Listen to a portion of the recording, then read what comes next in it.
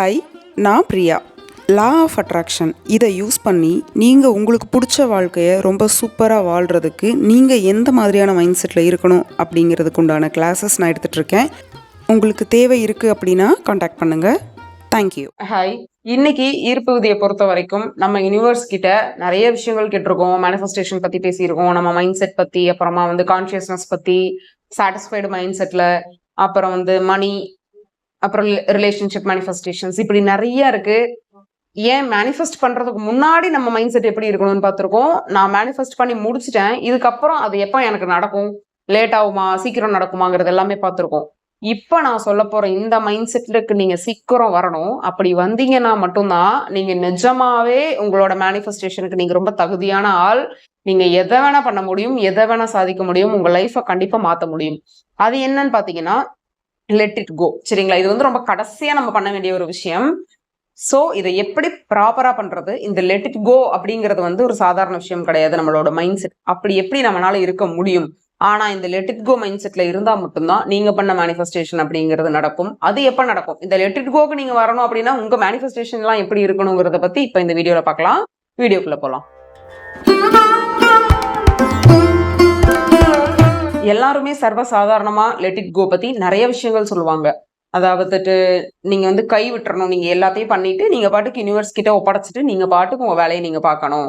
நீங்க திரும்ப அந்த ஒரு எப்போது கிடைக்கும் அப்படிங்கிற அந்த மைண்ட் செட்டுக்கே போகக்கூடாது, அது நடக்கும் அப்படிங்கிற ஒரு இன்ஃபேக்ட் அது நடந்துருச்சு இல்ல நடந்துகிட்டு இருக்கு, இந்த மாதிரி மைண்ட் செட்ல நீங்க இருந்தீங்க அப்படின்னா மட்டும்தான் யூனிவர்ஸ் உங்களுக்கு சீக்கிரம் கொடுப்பாங்க. ஃபார் எக்ஸாம்பிள், ஒரு ஹோட்டல்ல நீங்க போய் உட்காந்துட்டு சர்வர் கிட்ட நீங்க ஒரு தோசை வேணும்னு ஆர்டர் பண்ணிட்டீங்க அப்படின்னா அவர் என்ன இடையில சப்பாத்தி கொண்டு வந்துருவாரோ இல்ல பூரி கொண்டு வந்துருவாரோ அப்படிங்கிற நமக்கு டென்ஷனே இருக்காது. நான் கேட்டது சப்பாத்தி, அவங்க சுட்டு முடிச்ச உடனே எனக்கு கொண்டு வந்து கொடுக்க போறாங்க அப்படிங்கிற ஒரு மைண்ட் செட்ல நம்ம இருப்போம் இல்லையா? அந்த இடத்துல எதுவுமே இல்லை, நான் கேட்டிருக்கேன், கண்டிப்பா அது கிடைக்கும், கிடைச்சேதான் ஆகணுங்கிறது ரூல் அங்க. அதே மாதிரி ஏதாவது நம்ம ஆன்லைன் ஷாப் பண்றோம் அப்படின்னா இந்த டேட்ல உங்களுக்கு வந்துரும் அப்படின்ட்டாங்கன்னா எப்ப வரும், இல்லையே வருமா வராது, அப்படி அந்த செக்கிங்லாம் இருக்காது, வரும்ட்டு அது கண்டிப்பா வந்துடும். இந்த மாதிரியான ஒரு எக்ஸாம்பிள் மைண்ட் செட்டுக்கு சொல்றேன். இப்படி நிறைய பேர் சொல்றாங்க இல்லையா? ஆனா இந்த மைண்ட் செட்டுக்கே நீங்க வர்றதுக்கு நீங்க எப்படி இருக்கணும்னு ஒண்ணு இருக்கு. அது அது ரொம்ப ரொம்ப முக்கியமான விஷயம். இப்படித்தான் இருக்கணும். இந்த மைண்ட் செட்ல இருந்தீங்கன்னா மட்டும்தான் யூனிவர்ஸ் உங்களுக்கு கொடுப்பாங்க. அதுதான் அந்த லெட் இட் கோ மைண்ட் செட்னு எல்லாரும் சொல்றாங்க இல்லையா? நான் என்ன சொல்றேன்னா, அந்த லெட் இட் கோ மைண்ட் செட்டுக்கு நீங்க வர்றதுக்கு முன்னாடி ஒரு மைண்ட் செட்ல இருக்கணும். அப்ப மட்டும்தான் அந்த லெட் இட் கோவை உங்களால ப்ராப்பரா இருக்க முடியும். அப்போதான் நீங்க எந்த ஒரு டீவியேஷனுமே இல்லாம உங்களோட மேனிஃபெஸ்டேஷனை நீங்க கண்டினியூ பண்ணிக்கிட்டு இருக்க முடியும். அதுக்கு நீங்க எப்படி இருக்கணும்னு பாத்தீங்கன்னா, இப்ப மேனிஃபெஸ்ட் அப்படிங்கிற ஒரு விஷயம் எப்படி பண்ணணும், இல்ல மேனிஃபெஸ்டேஷன் பண்றதுக்கு முன்னாடி உங்க மைண்ட் செட் எப்படி இருக்கணுங்கிறது எல்லாமே நம்ம வீடியோஸ்ல இருக்குது. நீங்க வேணும் அப்படின்னா அதை பார்த்துக்கிட்டீங்கன்னா மேபி இன்னும் ஈஸியா இருக்கலாம். இல்ல வேற சேனல்ஸ்ல கூட நீங்க போய் அதை முதல்ல தெரிஞ்சுக்கோங்க. சரிங்களா? ஏன்னா அந்த லெட் இட் கோங்கிறது கடைசியா வருது. நம்ம ஆரம்பத்துல இருந்து எல்லாம் பண்ணிட்டு இப்போ ஒரு சமைக்கிறீங்க அப்படின்னா எல்லாமே சமைச்சு முடிச்சுட்டு அந்த உப்பு போடுற இடத்துலதான் இருக்கு அந்த டிஷ்ஷோட டேஸ்டே. அந்த மாதிரி தான் இந்த லெட் இட் கோ அந்த இடத்துல நீங்க எல்லாத்தையும் கரெக்டா பண்ணிட்டு உப்பு ஜாஸ்தியாவோ கம்மியாவோ போட்டுட்டீங்க அப்படின்னா சொதப்பி வச்சு அவ்வளவு நேரம் நீங்க பண்ணது எல்லாமே வேஸ்டா போயிடும் இல்லையா? ஸோ அந்த ஒரு அவேர்னஸோட இருங்க. இப்ப மேனிஃபெஸ்டேஷனை நீங்க ரொம்ப தீவிரமா பண்றீங்க, கவனிக்கணுங்க. உங்களுக்கு வேற வழியே கிடையாது. இப்ப நீங்க எல்லாரும் சொல்ற மாதிரி டெக்னிக்ஸ் ஃபாலோ பண்ணுங்க, இல்ல என்னமா பண்ணுங்க, மொத்தத்துல நீங்க உங்களோட கோல் சார்ந்து நீங்க எப்படி இருக்கீங்க, அது உங்களுக்கு நிஜமாவே தேவையா அப்படிங்கறதெல்லாம் கிராஸ் பண்ணி நீங்க தாண்டி வந்துடுறீங்க. அது கூடவே நீங்க டிராவல் ஆகுறீங்க. அதாவது ஒரு பெரிய ஒரு பாத்திரத்துல தண்ணி ஊத்திட்டே இருக்கீங்க, அது நம்புற வரைக்கும், பொறுமையா நம்புற வரைக்கும் நீங்க விடாம தண்ணி ஊத்திக்கிட்டே இருக்கீங்க இல்லையா? அந்த ப்ராசஸ் தான் உங்களோட மேனிஃபெஸ்டேஷன் ப்ராசஸ். நம்பி வழியுது இல்லையா? இப்ப அந்த நம்ப போகுது, நீங்க ஊத்திட்டே இருக்கீங்க, அந்த நம்பி வழியிற அந்த குட்டி கேப் தான் அந்த லெட் இட் கோங்கிறது. அந்த சின்ன அந்த லெட் இட் கோ அப்படிங்கிற அந்த கேப்புக்குள்ள வர்றதுக்கு நீங்க அவ்வளவு தூரம் தண்ணி ஊத்தணும். அது வரைக்கும் ஊத்திட்டு அதுக்கப்புறம் நீங்க ஊத்தாம எடுத்துட்டீங்க அப்படின்னா கண்டிப்பா அது நம்ப போறதே கிடையாது. ஏன்னா நீங்க அகைன் ஊத்துனாதான் அந்த பாத்திரம் ஃபுல் ஆகி தண்ணி வெளியே வரும் இல்லையா? ஸோ அந்த ஒரு எக்ஸாம்பிள் நீங்க வச்சுக்கோங்க மெயின்ல. உங்களுக்கே தோணும் மேனிஃபெஸ்ட் பண்ணி முடிச்சிட்டீங்க எல்லாமே, இதுக்கு மேல என்னோட பாசிட்டிவ் வைப்ரேஷன் அப்படிங்கிறது நான் ஆசைப்பட்ட விஷயத்துக்கு வெளியில விடணுங்கிற தேவையில்லை, நான் அப்படிதான் இருக்கேன். அதாவது இனிமே நான் ஸ்டாப் பண்ணிடுவேன், இல்லை இப்ப இருந்து நான் சரியா ஆரம்பிக்க போறேன், அப்படி கிடையாது. நான் அப்படியே தான் இருக்கேன், அது கண்டிப்பா எனக்கு கிடைச்சிருச்சு, அவ்வளவுதான், நான் பாட்டுக்கு இருக்கேன் அப்படிங்கிற அந்த மைண்ட் செட்ல நீங்க டிராவல் ஆகிட்டே இருந்துட்டீங்கன்னா உங்களுக்கே நீங்க ஒரு கான்ஃபிடென்ட்க்கு வந்துருவீங்க. இது எல்லாத்துக்குமே எப்படி சொல்றதுன்னா, இது ஒருத்தவங்களுக்கு ஒரு பிரிஸ்கிரிப்ஷன் மாதிரி தான். நீங்க எனக்கு ஒரு மாதிரி புரியும், உங்களுக்கு ஒரு மாதிரி புரியும் இல்லையா?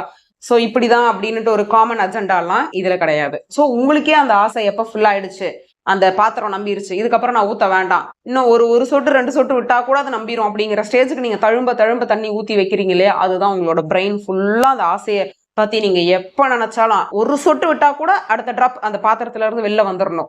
அந்த அளவுக்கு நான் வந்து என்னோட ஒர்க் நான் பண்ணி முடிச்சிட்டேன்ப்பா. இனிமே பண்ண வேண்டியது எல்லாமே யூனிவர்ஸோட வேலைன்னுட்டு நீங்க ஃப்ரீ மைண்டா தாராளமா உங்களோட அடுத்த மேனிஃபெஸ்டேஷனுக்கோ இல்ல உங்களோட நெக்ஸ்ட் ஒர்க்குக்கு இனி உங்களோட இந்த கோல் சார்ந்து நீங்க உங்க மேனிஃபெஸ்டேஷனே நீங்க பண்ண வேண்டாம். சரிங்களா? இது வரைக்கும் பண்ணிட்டு இருந்ததில்ல, அதாவது பண்ணிட்டே இருப்பீங்க.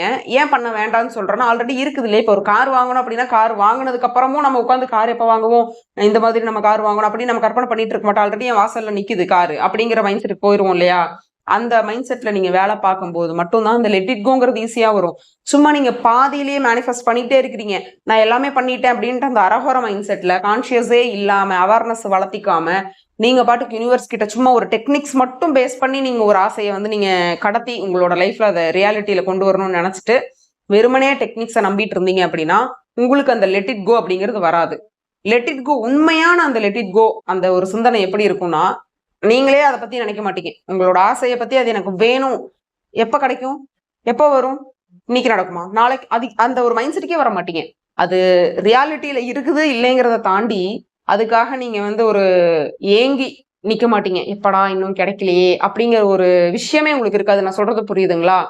நீங்க ரொம்ப ஆசைப்படுறீங்க, எல்லா வேலையும் பாக்குறீங்க, எல்லா வேலையும் நான் பார்த்து முடிச்சுட்டு இதுக்கு மேல அதுல பண்றதுக்கு ஒண்ணும் இல்லை, நான் பாட்டுக்கு என் வேலையை பார்க்க போறேன், இந்த யூனிவர்ஸ் நீ எனக்கு எப்ப கொடுக்குறியோ சீக்கிரமா கொடு அப்படின்னு ஒருத்தவங்கள்ட்ட கொடுத்துட்டு நீங்க அடுத்த வேலையை பார்க்க போகும்போது நீங்க திரும்ப அதை பத்தி உங்க மைண்ட் ஆட்டோமேட்டிக்கா உங்களோட மேனிஃபெஸ்டேஷனுக்கு போயிருச்சுனாலே நீங்க லெட் இட் கோ பண்ணல அப்படிங்கறத நீங்க புரிஞ்சுக்கோங்க. சோ நமக்கே ஈஸியா கண்டுபிடிக்க முடியும் இந்த விஷயத்துல நமக்கு இன்னுமே ஒர்க் தேவைப்படுது. இப்போ அந்த let it go mindset வராம நீங்க பாட்டுக்கு சும்மா யூனிவர்ஸ் நீ எப்பயாவது கொடுப்பா அப்படின்னு நீங்க கொடுத்துட்டு திரும்ப அந்த ஆசையை பத்தி ஆட்டோமேட்டிக்கா உங்களோட மைண்ட் போகுது, இல்ல அது எப்ப நடக்கும்னு நினைக்குது அப்படின்னாலே டக்குன்னு நீங்க வந்து ஒரு கான்சியஸ்க்கு வந்துருங்க. ஓகே, நான் போட்ட ஒர்க் எஃபோர்ட் இன்னும் இந்த விஷயத்துக்கு பத்தல, நான் இன்னும் கொஞ்சம் எஃபர்ட்ஸ் போட வேண்டி இருக்கு அப்படின்ட்டு உங்களோட அந்த எஃபர்ட்டை நீங்க கொடுங்க. உங்களோட மேனிஃபெஸ்டேஷனுக்கு உண்டான அத்தனை வேலைகளையும் செய்யுங்க. இன்னும் பாசிட்டிவா இருங்க, மோர் கிராட்டிடியூடா இருங்க.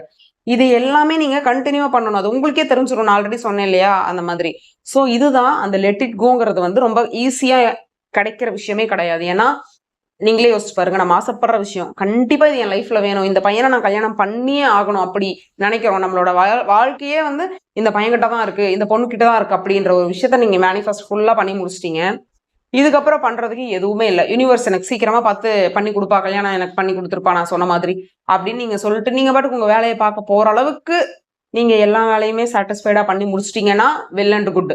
ஒரு வேலை எல்லாம் பண்ணிட்டு திடீர்னு ஐயோ கல்யாணம் ஆகலைன்னா என்ன பண்றது, மறுபடியும் ஏதாவது பிரச்சனை வந்துருச்சுன்னா என்ன பண்றது, இப்படி உங்களுக்கு யோசனை வந்துச்சுனாலே உங்களோட எஃபர்ட் அங்க பத்தல. யூனிவர்ஸுக்கு நீங்க இதுக்கு முன்னாடி கொடுத்துட்டு இருக்க எமோஷன்ஸ் எல்லாம் கரெக்ட் தான், ஆனா அந்த ஒரு சர்க்கிள் இப்படி அந்த லாஸ்ட் முடிக்கணும் இல்லையா, இப்ப டவுன்லோட் ஆகுது இல்லையா, கடைசியா அந்த ஒரு கொஞ்சம் டவுன்லோட் ஆகலைனாலுமே நம்மளால அந்த வீடியோவோ போட்டோவோ பார்க்க முடியாது. அந்த மாதிரி தான் ஃபுல்லா முடிக்கிற வரைக்கும் நீங்க மொத்த வேலையும் பார்த்து முடிச்சிட்டீங்கன்னா ஆட்டோமேட்டிக்கா டவுன்லோட் ஆயிரும். இது வந்து சொல்றதுக்கு ரொம்ப ஈஸியா இருக்கலாம், நிஜமாவே எவ்வளவு கஷ்டம் தெரியுமா அப்படின்னு நீங்க சொல்றதும் புரியுது.